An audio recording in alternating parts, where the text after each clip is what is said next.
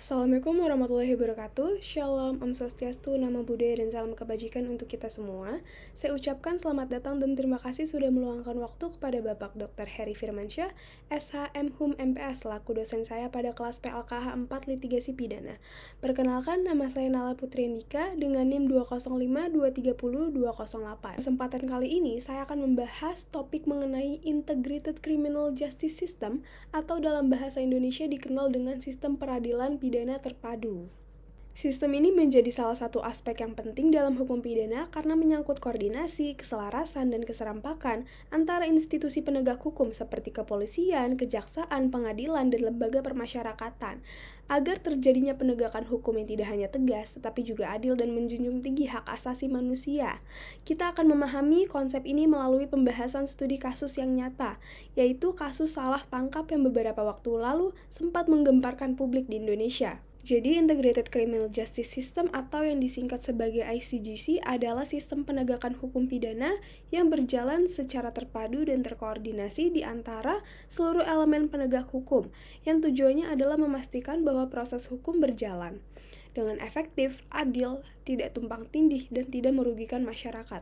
Sebelum masuk ke dalam studi kasus, kita akan pahami dulu apa itu Integrated Criminal Justice System. Jadi sistem ini menekankan pentingnya keterpaduan antara tiga elemen, yaitu yang pertama ada sinkronisasi struktural, yaitu keselarasan antar lembaga penegak hukum secara kelembagaan, seperti contohnya antara kepolisian, kejaksaan, dan pengadilan. Lalu yang kedua, sinkronisasi substansi, yaitu kesesuaian dalam penerapan hukum positif baik KUHP, KUHAP maupun undang-undang sektoral lainnya. Dan yang ketiga, sinkronisasi kultural, yaitu kesesuaian nilai dan budaya hukum seperti profesionalisme, etika aparat, dan keadilan substansif yang hidup di masyarakat. Nah, ketiganya harus berjalan secara serempak, karena bila satu saja tidak berfungsi dengan baik, maka keadilan tidak akan tercapai. Nah, untuk memperjelas konsep ini, mari kita bahas kasus salah tangkap yang pernah terjadi di Indonesia.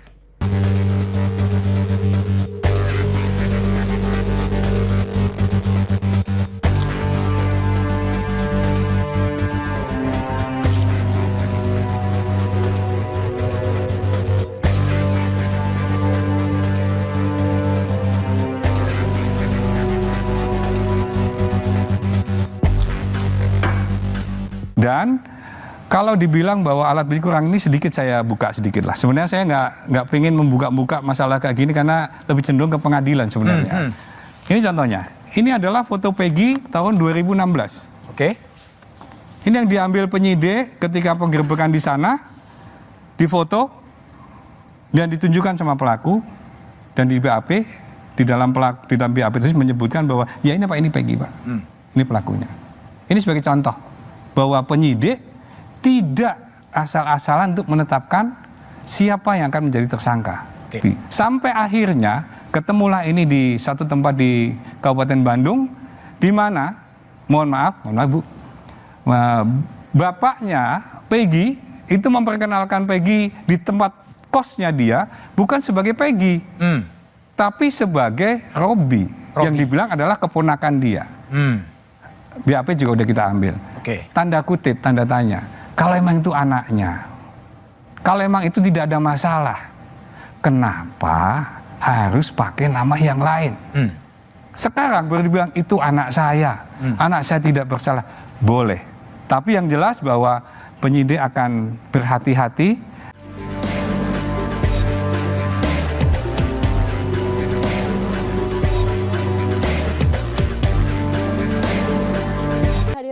Para keluarga terpidana kasus kematian Vina dan Eki, sidang PK 6 terpidana juga dihadiri oleh mantan tersangka Peggy Setiawan bersama keluarga dan kuasa hukumnya. Peggy mengaku kedatangannya dalam sidang PK untuk memberikan dukungan dan support kepada para terpidana yang tengah menjalani PK untuk mencari keadilan.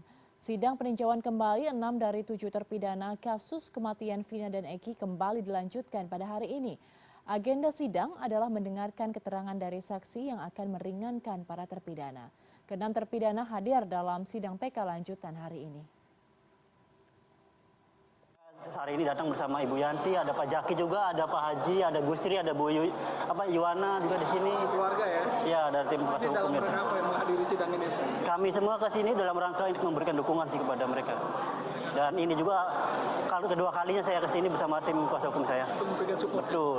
Support. Itu teman-teman juga sama Peggy. Kalau misalkan mereka sih dua teman ya cuma saya tahu orang aja gitu. Jadi saya cuma kenal sama Sudirman gitu aja sih. Oh, gitu. Seberapa yakin Mas Peggy mereka ini tidak bersalah? Insya Allah kalau misalnya menurut saya sih ya apa ya, Insya Allah yakin lah bahwa mereka tidak bersalah seperti itu. Dan yakin mereka akan bebas? Insya Allah yakin. Harapannya apa? Harapannya supaya mereka mendapatkan. Saya juga akan minta pandangan terakhir masing-masing dari Prof. Jamin dan juga Pak Susno. Dari adanya kasus Peggy ini yang akhirnya terbukti bahwa ada kesalahan prosedur dari pihak kepolisian, lalu akhirnya sekarang sudah dibebaskan.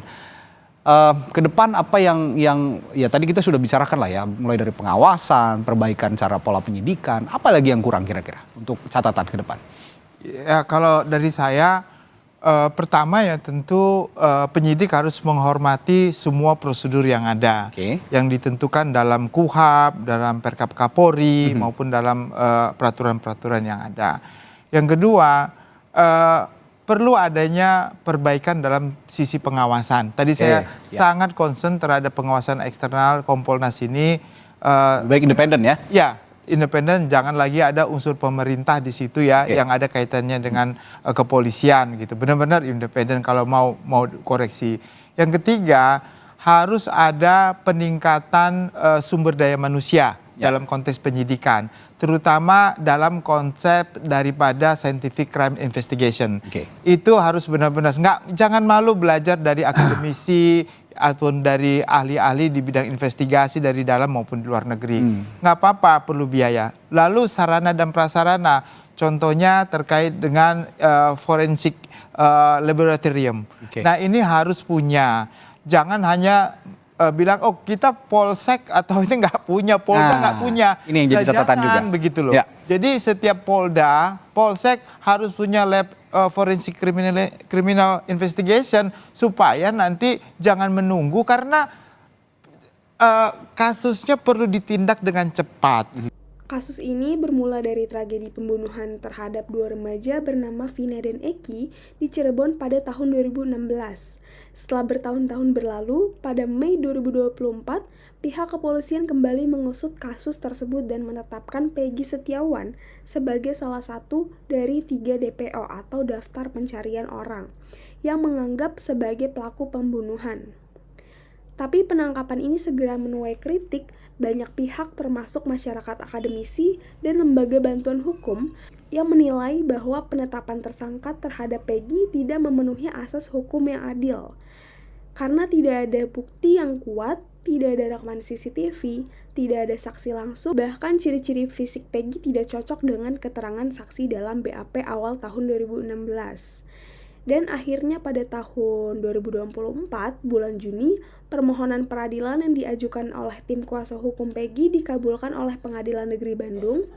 Hakim menyatakan bahwa penetapan tersangka terhadap Peggy Setiawan tidak sah menurut hukum karena minim bukti dan cacat prosedur. Inilah Peggy Setiawan, satu DPO pelaku pembunuhan Vina dan Eki yang dihadirkan Polda Jawa Barat hari ini. Dalam rilis resminya sejumlah informasi mengejutkan disampaikan. Yang pertama, sebelumnya polisi merilis 3 DPO. Namun dalam konferensi pers Polda Jawa Barat hari ini, DPO hanya 1 orang. Dan total pelaku berjumlah 9 orang. 5 keterangan berbeda dari tersangka, itu ada yang menerangkan 3. Ada lagi menerangkan 3 dengan nama berbeda. Ada yang menerangkan 5, ada yang menerangkan 1. Setelah kami melakukan penyidikan lebih mendalam, ternyata 2 nama yang disebutkan selama ini itu hanya asal sebut.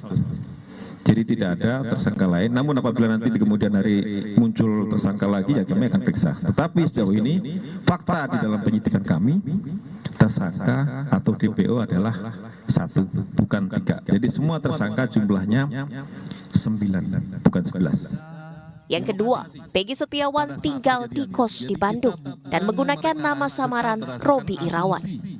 PS adalah keponakannya. Hal ini dikuatkan dengan keterangan pemilik kos yang sudah kita minta keterangan. Demikian juga nama sudah diganti, bukan lagi PS tetapi menggunakan nama Robi. Yang ketiga, polisi juga menyinggung modus operandi dugaan pemerkosaan terhadap korban Vina. Modus operandi melakukan tindak pidana turut serta melakukan pembunuhan berencana dan turut serta melakukan perbuatan kekerasan, memaksa anak melakukan persetubuhan dengannya terhadap korban atas nama Rizky dan atas nama Vina dengan menggunakan alat berupa kayu, batu, dan senjata tajam sampai meninggal dunia. Keempat, Peggy Setiawan terancam vonis hukuman mati hingga pidana seumur hidup. Junto pasal 55 ayat 1 ke 1 KUH pidana dengan ancaman pidana mati seumur hidup dan paling lama 20 tahun. Dalam kasus ini terlihat jelas bahwa proses penegakan hukum berjalan secara tidak terkoordinasi.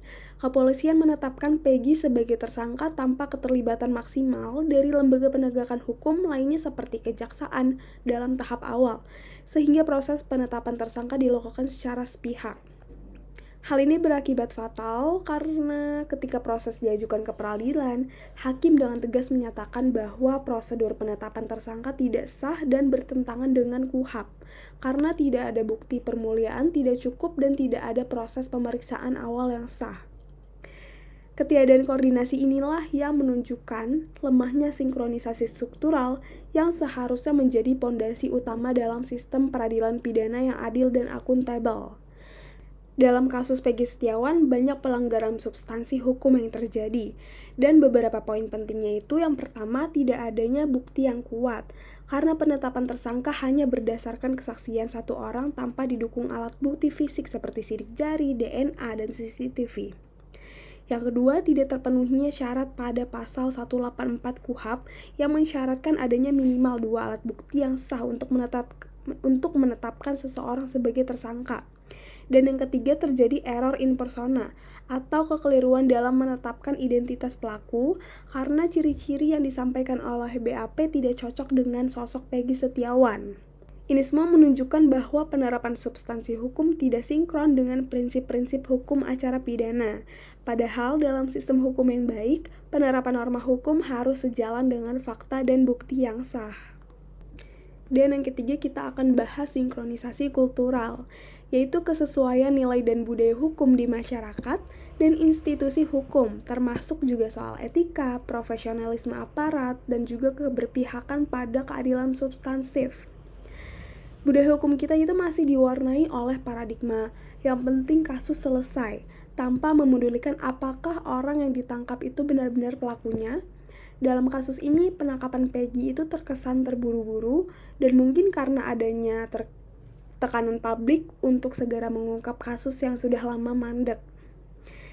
Dan selain itu juga respon media dan masyarakat juga mencerminkan budaya hukum yang belum matang, yang dimana seseorang bisa cepat diadili oleh opini publik sebelum proses hukum tuntas. Hal ini tentu berbahaya dan bisa merusak masa depan individu yang belum terbukti bersalah. Dan dalam kondisi ini menunjukkan bahwa hukum kita itu belum benar-benar menginternalisasi nilai keadilan substansif, yaitu keadilan yang tidak hanya berdasarkan prosedur, tapi juga berdasarkan hati nurani, logika, dan rasa keadilan yang hidup dalam masyarakat. Nah, kasus salah tangkap seperti ini tidak hanya mencoreng wajah penegak hukum, tapi juga merusak kepercayaan publik terhadap lembaga hukum. Dan ini membuktikan bahwa sistem hukum yang tidak berjalan secara terpadu berpotensi menciptakan ketidakadilan, menyalahgunakan kewenangan, dan merugikan orang-orang yang tidak bersalah. Nah, dari kegagalan ICJC atau Integrated Criminal Justice System juga menghasilkan salah tangkap, penyiksaan, kriminalitas rakyat kecil, dan hilangnya kepercayaan masyarakat terhadap hukum.